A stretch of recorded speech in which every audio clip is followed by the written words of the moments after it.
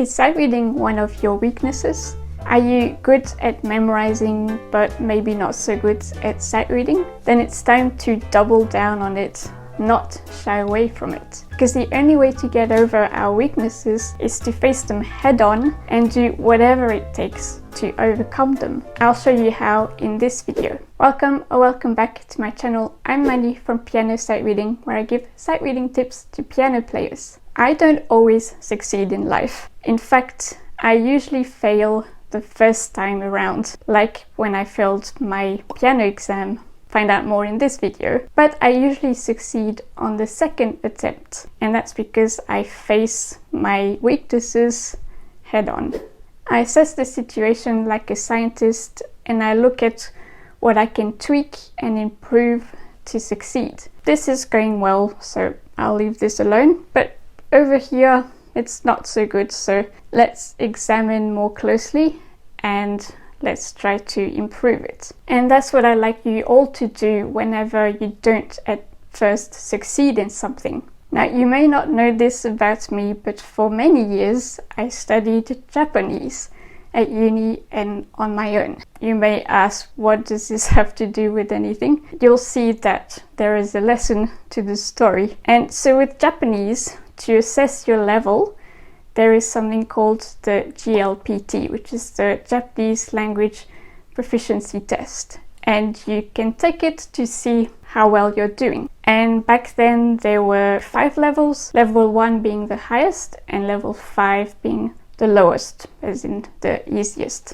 level. And it's a massive industry, like with tests done all around the world and with lots of material published to prepare for this test. It's a little bit like the IELTS test. After a few years of study, I decided to sit the level 2 exam and I passed it. So naturally, I decided to go with level 1. Now, there is quite a gap between level 2 and level 1. And level 1 is even challenging for native Japanese speakers. And although I knew about this, I still decided to go for it. I spent an entire year going through the material, doing lots of mock exams, and then at the end of the year, I sat the exam.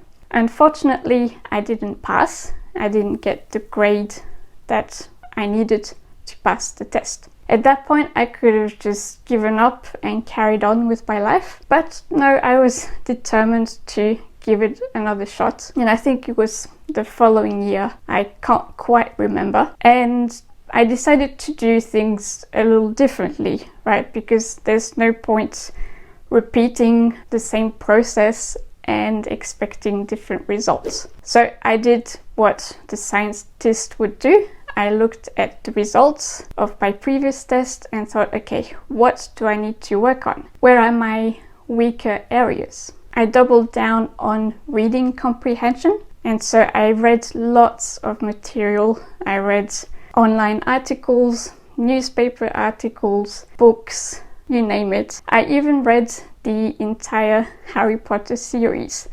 It took me about 2 years, so I think I was reading even after the exam. Same with listening. I subscribed to lots of Japanese podcasts, radio and TV shows, and I just listened every day. Even if I didn't always understand what they were talking about, I just kept having that to listen to.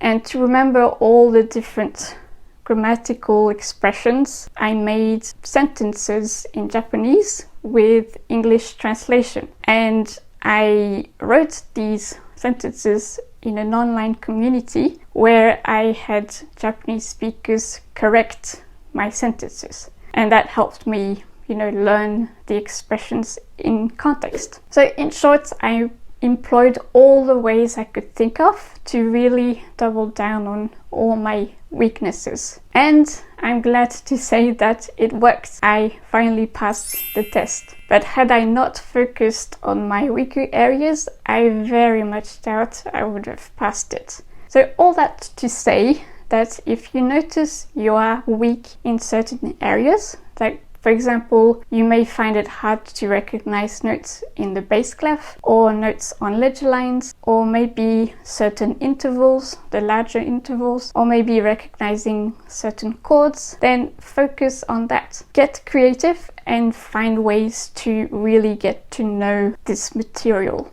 Try to get to the heart of it. So coming back to the example with Japanese, I would make stacks and stacks of flashcards. And this was all handwritten. I even had a little box with several drawers where I would put these stacks of flashcards, and every day I would go through them, and whichever flashcards were a bit challenging for me, I would put that on a separate pile, and then I would review that pile, and so on and so forth. So do that with music. Do your own flashcards, or if you want to save time, use an app, and review your notes, your intervals, chords, whatever, on your way to work or before going to sleep, and do it daily until you really know the stuff. You can immediately recognize what's on the flashcard, and you'll see how much progress you make. Because if you shy away from your weaknesses, if you say, oh, I'm not good at this is too hard,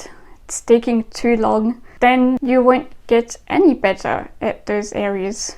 In fact, you'll get even weaker because you won't be working on it. And then you'll have to compensate for your weaknesses by taking shortcuts or bad habits, which will hurt you in the long run. So face your weaknesses head on. I hope this video has inspired you in some ways. Let me know in the comments what you're going to double down on.